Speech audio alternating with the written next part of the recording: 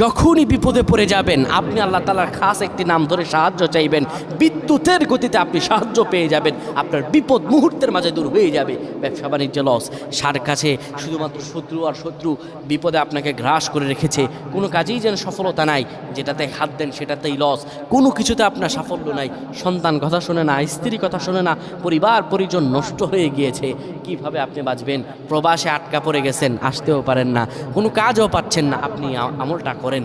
এটি আমার কথা নয়, বিশ্বনবী মুহাম্মদ রাসূলুল্লাহ সাল্লাল্লাহু আলাইহি ওয়াসাল্লামের প্রিয় সাহাবী হযরত যায়েদ রাদিয়াল্লাহু তাআলা আনহু, তিনি একবার মক্কা থেকে হিজরত করে যখন মদিনায় যাবেন, ঠিক সেই সময় বিপদে পড়ে যান।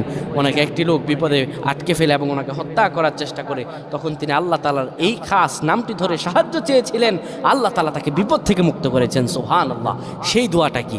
তিনি যখন বিপদে পড়ে যান তিনি বলেন, আগিসনি ইয়া রহমান।